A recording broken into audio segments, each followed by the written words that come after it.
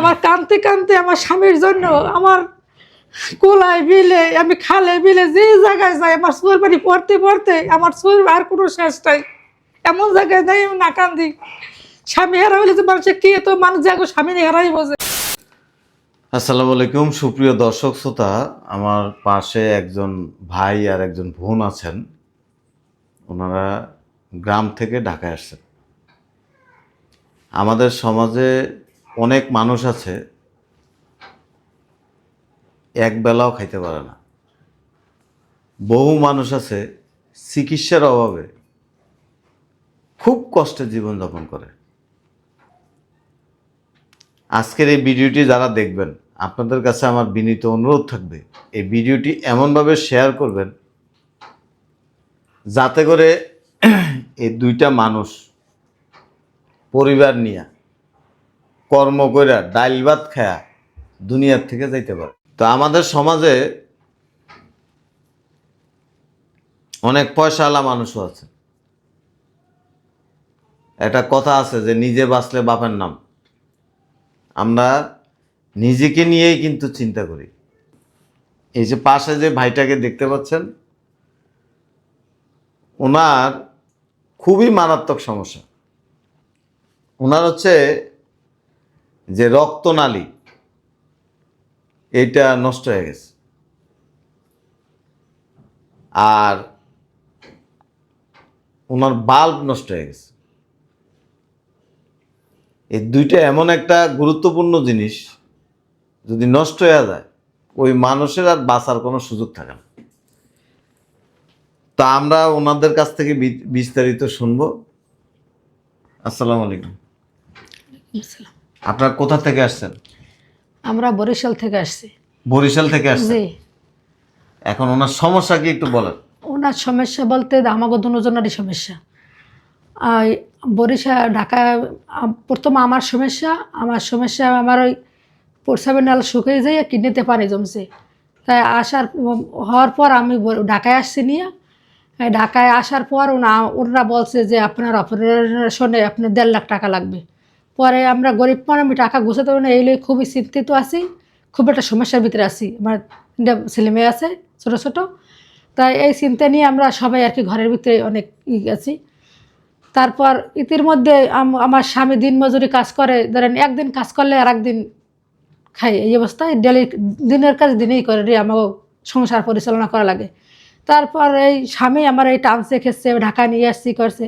ইতির মধ্যে স্বামী সুস্থ আসলেই সংসারে কামাই করার উনি, তাছাড়া আমার কোনো ভার বহন করার কেউই নেই। পরে ছেলে মেয়ে 3টে লইয়ে সংসার কোনো রকম চলতে আসি। পরে ইতির মধ্যে উনি অসুস্থ হয়ে পড়ছে। উনি বলছে কি আমার বুকে ব্যথা, খুব বুকে ব্যথা বলার পর আমি বলছি তাই তোমার নিয়ে আমি একটু ওই যে আমি যে কয় টাকা আমি নিজের অপারেশনের জন্য গুছাইছি ওই টাকা নিয়ে আর কি ওনারে নিয়ে আর কি আমি বরিশালে চলে আসি। তাই বরিশালে ডাক্তারে বলছে কি যে ওনার একটা বাল্ব নষ্ট হয়ে গেছে, হাতের ডানগুলো একটা বাল্ব নষ্ট হয়ে গেছে। পরে আমি ওই জায়গায় 2 টাকা দিয়ে চিকিৎসা করে মাত্র আমার হাতে 3000 টাকা ছিল। 3000 টাকাতে আমি ঢাকা রওনা দিছি। ঢাকা রওনা দেওয়ার পর ঢাকা বলছে যে ওনার বাল্ব নষ্ট হয়ে গেছে এবং রক্তের নালিও নষ্ট হয়ে গেছে। পরে আমি তো অসুস্থ, আমি তো কোমর লড়াইতে পারতেছি না, কোমরে খুবই জ্বালা যন্ত্রণা, রাতে ঘুমাইতে পারি না, এলে খুবই আর কি কষ্টের ভিতরে আছি। কিন্তু আমার স্বামীরে নিয়ে আমি সাঁতার কাটতে আছি এই অবস্থায় নিয়ে, কিন্তু একজন ধরবে এই রকমের নাই। পরে এখন ডাক্তারে বলছে যে ওনার ওই বাহিরে করাইলে ওনার 12 লাখ টাকা লাগবে, আর মেডিকেলের ভিতরে করালে টাকা লাগবে অনেক। কিন্তু 12 লাখ টাকা আমি এই মুহূর্তে কোথা দিয়ে আমি গুছামো? পরে আর নিজের সমস্যার কথা বাদ দিয়ে আর নিজেই ওলটপ্লট খাইতেছে, গৈরিতেছে, কামতেছে, আর স্বামীর চিকিৎসা করছি। তা আমি টাকা পয়সা আমি 1.5 লাখ টাকার মতো আমি গুছাই আমি এই ওনার লই আর কি ঢাকায় হৃদরোগে আর কি ভর্তি আছি প্রায় দীর্ঘ 3 মাস ধরে। অপারেশনের ডেট 3টে ক্যান্সেল হয়ে গেছে, কিন্তু অপারেশন আমি টাকার অভাবে আমি করাইতে পারতেছি না। কিন্তু আমার স্বামী দিন আর কি সমস্যার কারণে কোনো ভাঙে পড়তে আছে অবস্থা। তাই তারপরে এখন আমি টাকা দেওয়া যে আমি অপারেশন করবো, আমার এরকম কোনো নাই এই অবস্থা। একটু বিটে আসছিল বাড়ি, একটু ঘর আসছিল, ঘরটাও আর কি আমি বিক্রি করে দিয়ে পরে আর কি ওনার ওই 1.5 লাখ টাকা দিয়ে আমি চিকিৎসা করেছি। আর এখন বর্তমানে আমি আর কি কোনো পারতে আসি না। তাই আপনাকে দুয়ার আমি একটু হাত জাগাইছি, ধর আপনারা তো একটু হেল্প করেন, তাহলে আমি পারবো আমার স্বামীর চিকিৎসা না ছাড়া আমার কোনো আর গতি নাই, আমার আর কোনো পথ নাই। যদি আপনারা একটু দয়া করেন তাহলে, নাইলে হ্যাঁ ছাড়া আর কোনোই নেই। এই নিজে তো এখন এই নিজের অপারেশন তো দূরের কথা, দুজন আমারও অপারেশনে বলছে দেয় এই কত মাস আগে যে 1.5 লাখ লাগবে, হে দেয় এই অবস্থা, আর ওনারও একই অবস্থা। এই দুজন ঘরের ভিতরে দুজন ছেলে মেয়ে যে লই যে কোথায় যাম, আর এই আমি যদি মারা যাই আর এই আমার স্বামী যদি মারা যায়, ওকে যদি দেখবে এমন দেখার মতো আল্লাহবিহীন কেউই নেই। আমরা দুজন আর কি খুব এর উপর। একটা কথা আছে, যার কেউ নাই তার আল্লাহ আছে। তো এই দুনিয়াতে বহু মানুষ আছে প্রতিদিন সকালে ঘুম থেকে উঠে চোখের পানি ফালায়। আবার অনেক মানুষ আছে রাত্রে ঘুমানোর আগে চোখের পানি ফালায় ঘুমায়। এই যে রোজার মাস, অনেক মানুষ আছে পানি দিয়ে ইফতারি করে, অনেক মানুষ আছে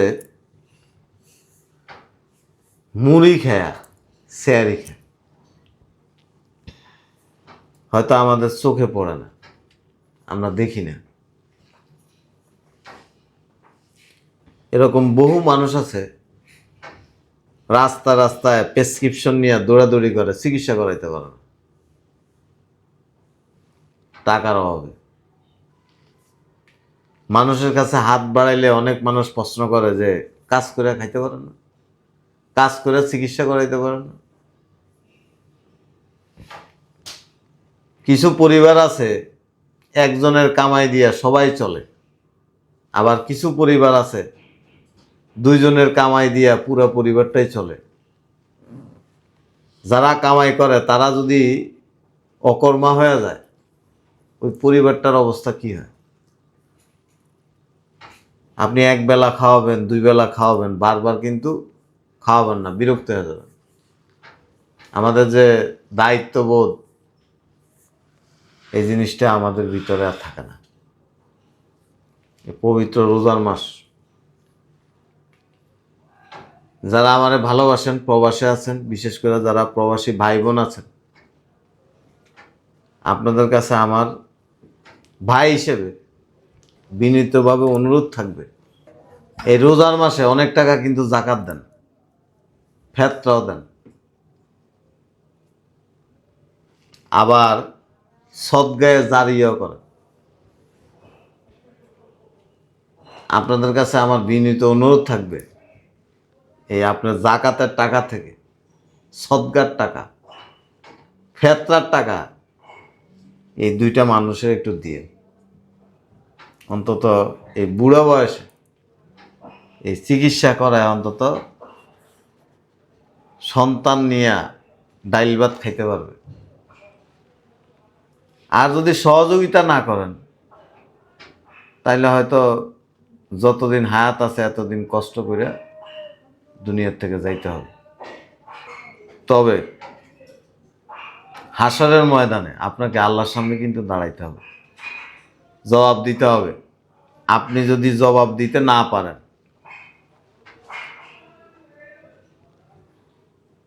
আপনার কোনো উপায় থাকবে না।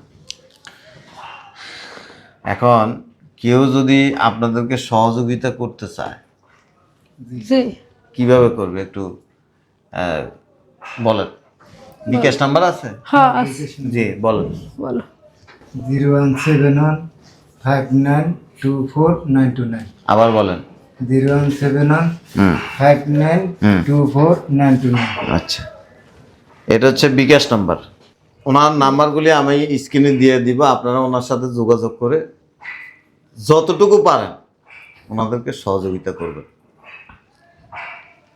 আর কিছু বলবেন? হ্যাঁ বলবে। বলবো আমার এই একটা অনুরোধ, ধরেন আমার এই বাচ্চা কয়টা তাই যদি দাঁড়াইবে, এরকম কোনো ছায়া নাই যে দাঁড়াইবে।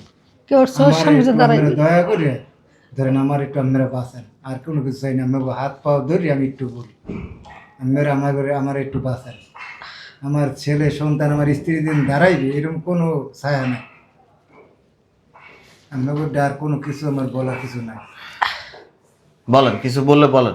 বলি ধরেন আমার এই সোমবারের মধ্যে আমার 3টে বাচ্চা, আর এই আমার স্বামী, আমার স্বামী চলে গেলে আমার বাচ্চাকে যে একটু পানি যে সামনে দেবে এই লক্ষণ নাই।